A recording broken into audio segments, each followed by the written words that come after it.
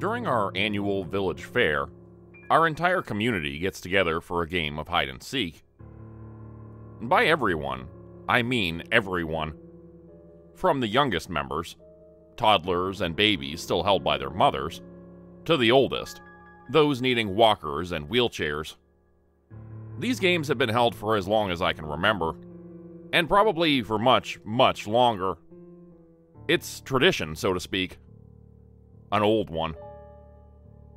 Ours is a remote community, a small village nestled between various forests, and almost entirely isolated from the rest of the world.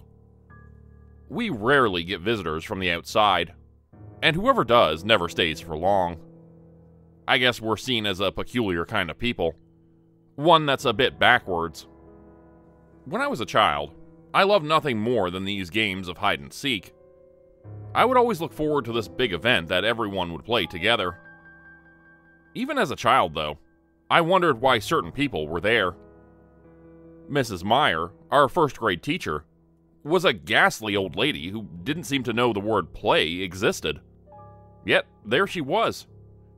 I even remembered old 87-year-old Mrs. Ritter joining in on the fun after her accident. How she'd even been able to find a hiding place, wheelchair-bound as she was anyone's guess. And it seemed, a year later, she'd realized she was a tad bit too old for it after all. For I never saw her at our annual game of hide and seek ever again. What was fun as a boy, however, grew boring. Even annoying the older I got. As a teenager, I'd long since grown out of it. Traditions be damned, I thought.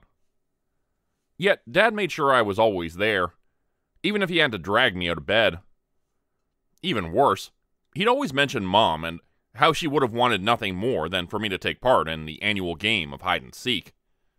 I hated it, and I hated him for exploiting her death in this way. Whenever I complained about it, whenever I asked why we'd all have to do it, the only answer I ever got was that it was tradition. Yeah, a dumb, old, useless tradition. Why couldn't we all just enjoy the fair? Instead, we'd all have to go through this stupid ordeal on the morning of the second day. What made it even worse was the event was always the same.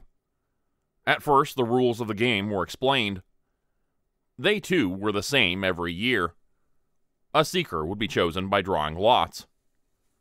The seeker was never a child, never a teenager, and never one of the old people. No, it was always an adult. Each year, all the kids would beg to be made the seeker, but of course they were never allowed. This seeker would then count down for 1 minute, and during that time, everyone would have to find a hiding place on the fairgrounds. Any place else was off limits, and should you be caught having snuck off, you'd be in serious trouble. One of my friends once tried, and that alone landed him being grounded for the rest of the year. Why? I guess because he went against that stupid tradition everyone was so obsessed with. There was one difference compared to traditional games of hide and seek. The game always ended when the seeker had found a single person. Today was another glorious day of hide and seek. But today, things were different for a variety of reasons. First off, I was a teenager now. And as a teenager, I learned that a village fair was about more than raffles and games. No, it was about dancing, and most of all, drinking. Being the overly enthusiastic type I was, I got drunk. Seriously drunk. So drunk, in fact, that some of my friends had to escort me home. I knew fairly well what tradition would force me to do come morning, but I couldn't have cared less. Or maybe I did care after all, and that's why I got as drunk as I did. I don't even remember anymore. When Dad woke me up at 8 in the morning, I was hungover. My entire body felt like shit, and I was suffering from a splitting headache. Lying in bed, I groaned and just stared at him for a few seconds. Yeah, Dad, sorry, but not this year. I feel like shit. Can't you guys just do it without me for once? Of course, that didn't work. The moment he'd heard my words, his face grew dark. You know damn well what day it is today. And you still... Just get the hell out of bed and get ready. I was about to protest once more, but he cut me off before I could so much as utter a word. Now, Daniel." With him still standing in the door, and under his stern gaze, I got dressed before I trudged after him. As we made our way to the fair, I heard him mumble and curse to himself behind me. I didn't understand what he was saying, but I knew it was about me. To be honest, I thought about skipping out more than once, and just running back home and going back to bed. But I knew that wouldn't fly. Not with him watching over me. And so, we finally arrived at the center of the fairgrounds. As every other year before, all the village's inhabitants were already there. Kids were racing around and laughing, excited about the coming game of hide-and-seek. Many of my friends, other teenagers, looked as uninterested as I was. For a moment, I watched some of the older people. Their eyes were tired. Their expressions worried. Why did we all have to go through with this? God, it was so damn stupid. Even then, I still felt sick to my stomach. And after a while, I wasn't even able to stand anymore. Instead, I sat down on the ground, right there in the grass. I couldn't wait for this entire stupid ordeal to be over. Then I got another idea. Fuck it, I told myself. I'd stay right here. The damn game was always over as soon as a single person was found. So, I'd simply stay right here. And that was it. Game over. Then I could just go back home and catch some much-needed rest. Once again, the rules were reiterated, before it came to decide who today's seeker would be. As every year before, all the adults stepped forward, and one by one picked their lot. To my surprise, it was Dad who'd be today's seeker.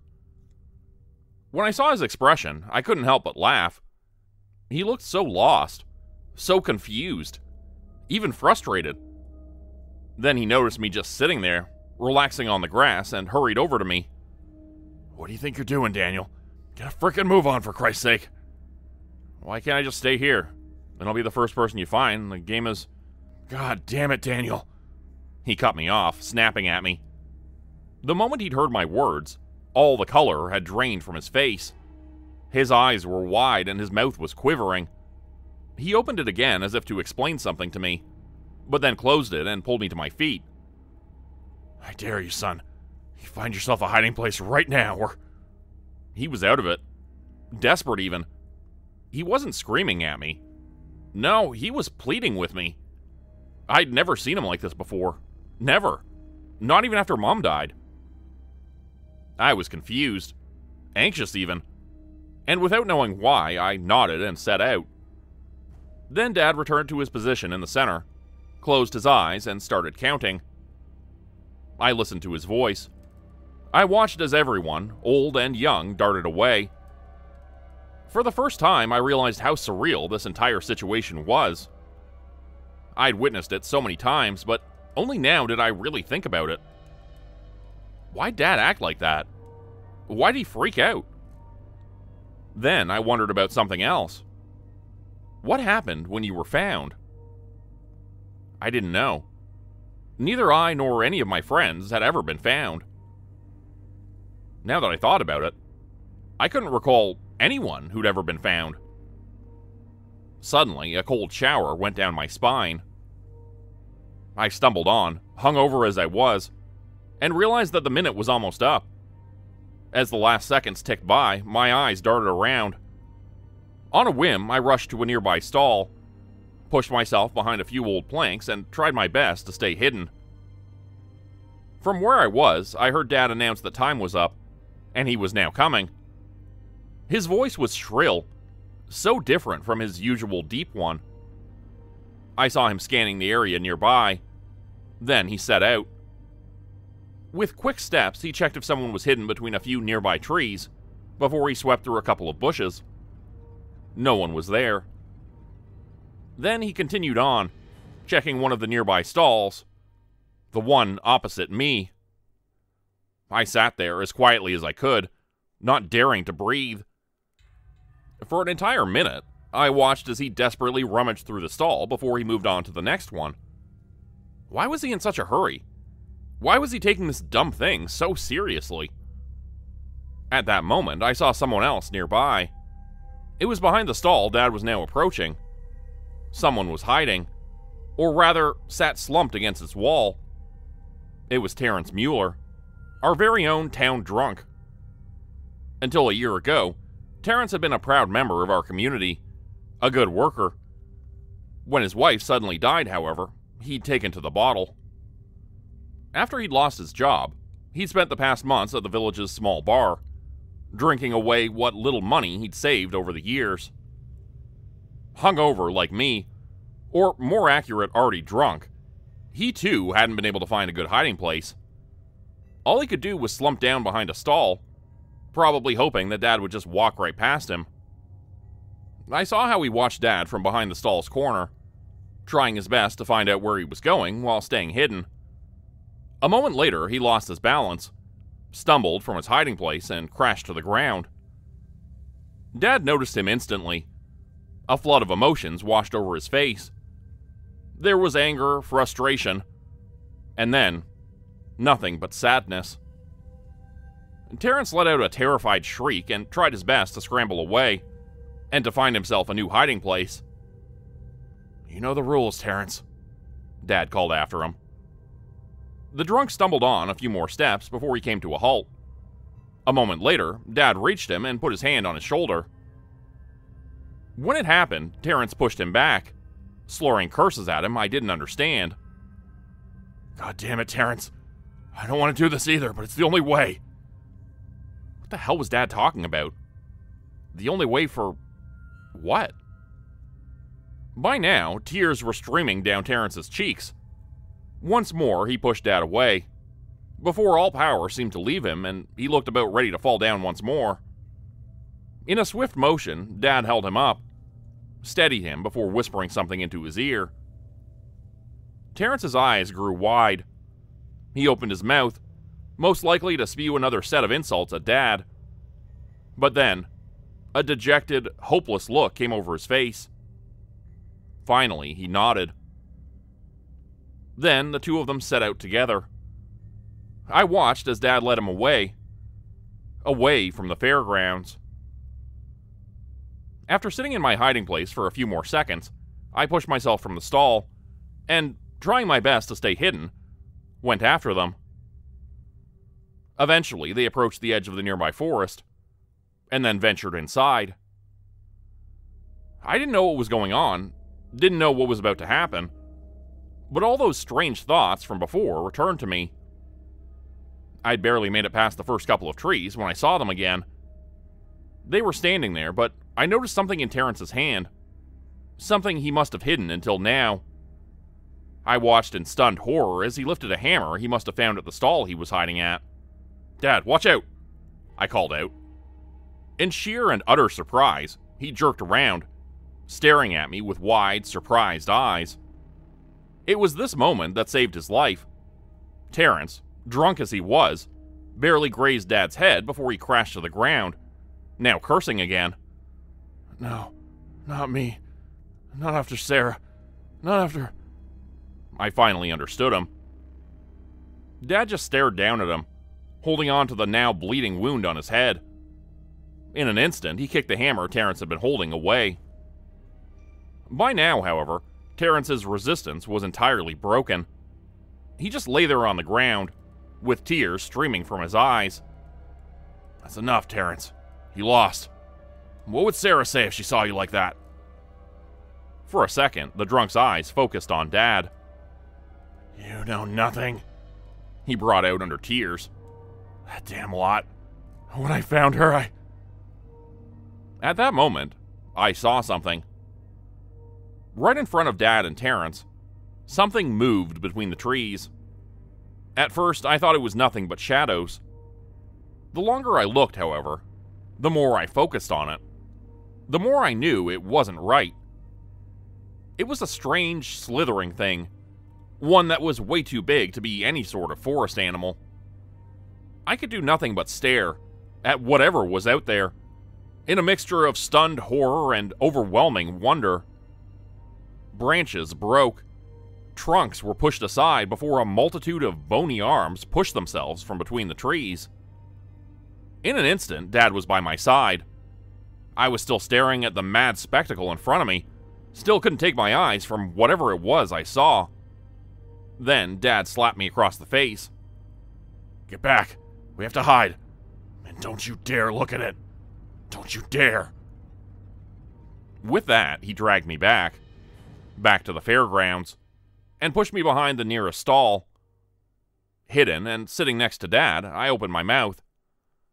"What the—" I started, but Dad covered my mouth, shaking his head vehemently.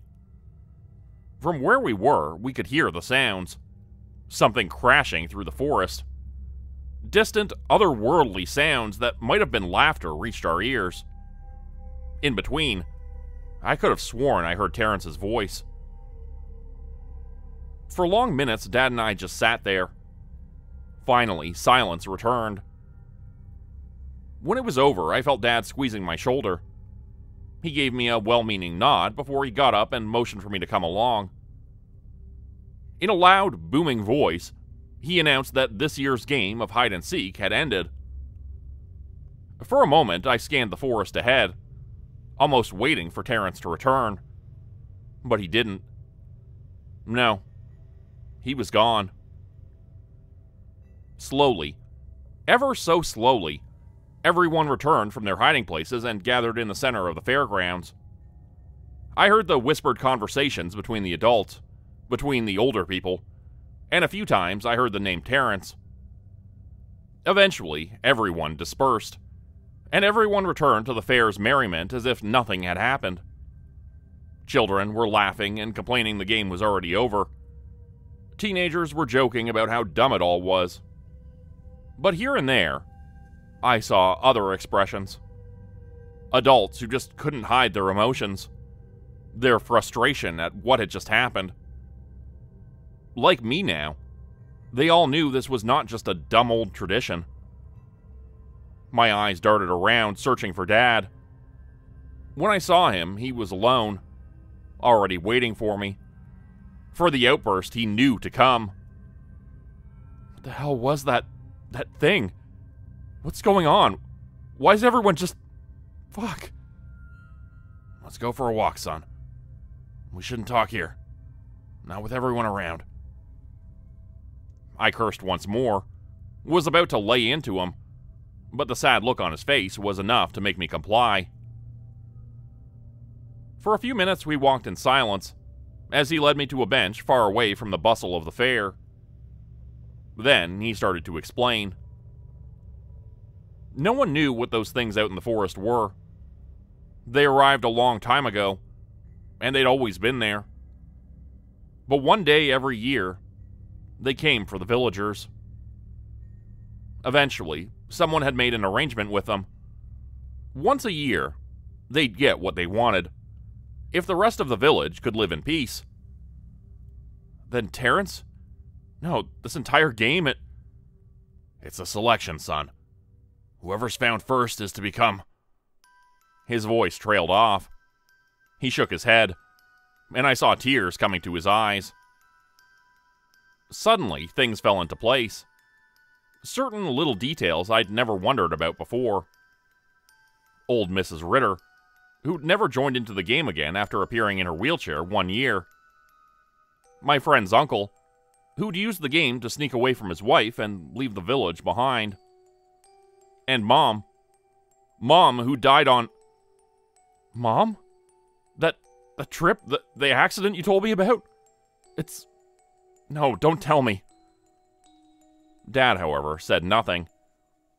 He just sat there, his head in his hands, weeping. When he spoke again, his voice was as quiet as a whisper. No one wants to go through with it, son. There's no other choice. People tried to hide, to stay home. Whenever they do, they're just gone. Others tried to run, but whoever enters the forest, whoever tries to get away, is never heard from again. And so, I finally knew the truth. I knew what this stupid old tradition was about. It was nothing but a selection. A selection to decide this year's sacrifice. Become a channel member today for early access, bonus videos, and special emojis only available to members. Check out the description below or click the join button for more info. If you'd like another way to help support the channel, please consider joining my Patreon page at patreon.com/JordanGroupHorror. As a patron, you'll get access to bonus videos and content. You'll be credited at the end of every video going forward, and if you decide to stay for 3 months, I'll name a character after you, which will be featured in a Hollow's End story. Links to join the Patreon are in the description. Thanks everyone for listening. Please like, subscribe, and comment to help the channel continue to grow. And see you again next time at 4 p.m. Eastern Standard Time. Hope you have a great night.